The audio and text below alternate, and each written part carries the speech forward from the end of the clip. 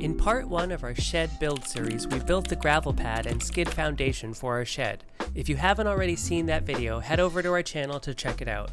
Now that we have our skids laid down, we can start building our flooring system on top. We use 2x6 pressure treated lumber to frame our floor, and we plan to basically create a box, 2 rim joists connected to 2 end joists, and then fill it in with floor joists placed 16 inches on center.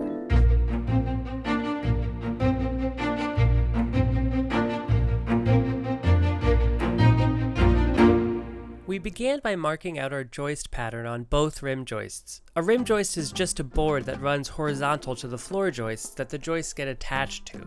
I clamped both of these boards together so I could mark my joist layout in one go, spacing each joist 16 inches on center. There are plenty of videos right here on YouTube that explain stud layout better than I can, and we ended up screwing up some of the things here, so I'm not even going to pretend like I know what I'm talking about.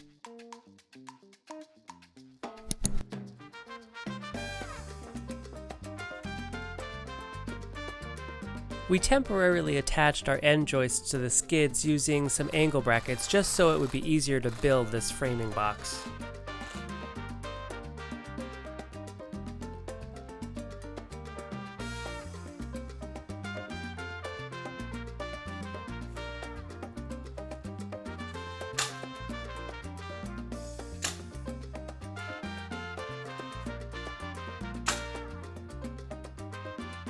Once the 4 outer pieces were assembled, we measured diagonally.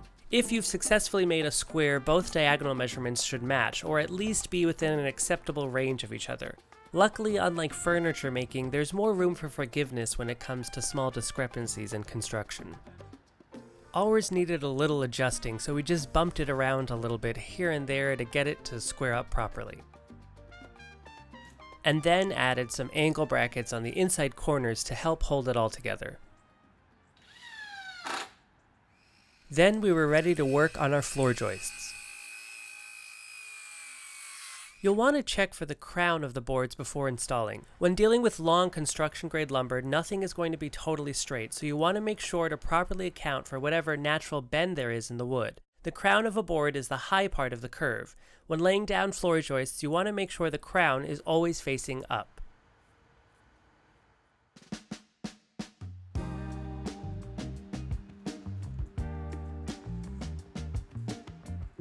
Placing the floor joists was easy work since we had already marked where they should each land on the 2 rim joists. We just lined up the board with our marks and toenailed them in one board at a time.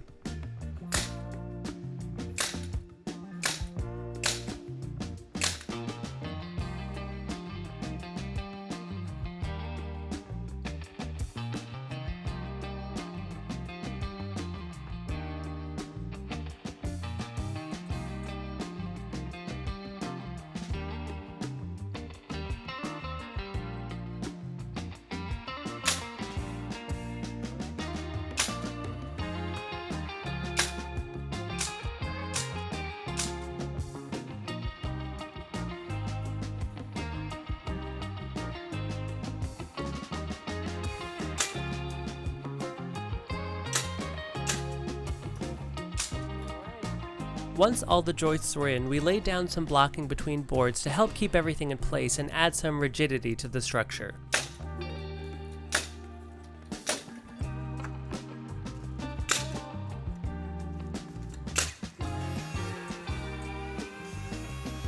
We also planed down some of the edges so the subfloor will sit nice and flat without any unwanted bumps.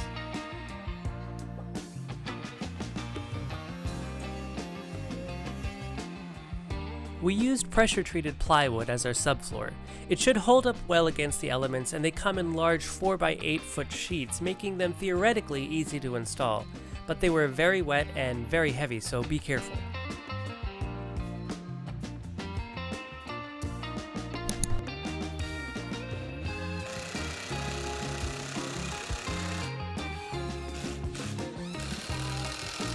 If you laid out your joists properly, these 4x8 sheets should land nicely on your joists, and where 2 panels butt up against each other, they should be able to comfortably share a joist. We screwed these down with deck screws, making sure to stagger the shorter seams between rows.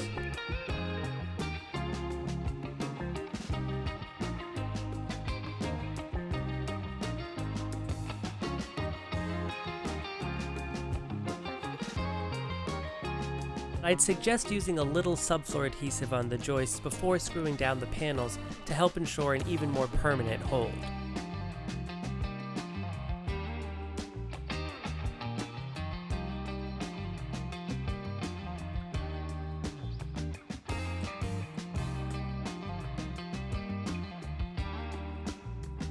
We used about 6 pieces of plywood and ended up with a nice and flat outdoor dance floor.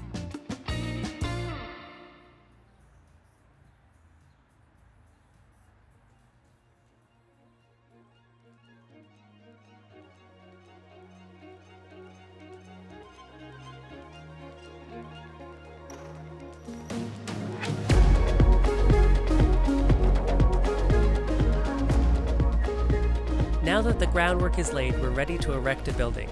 In our next upload, we'll start making some walls and turning this thing into an actual structure. So if you haven't already, be sure to hit that like and subscribe button. We could use the support.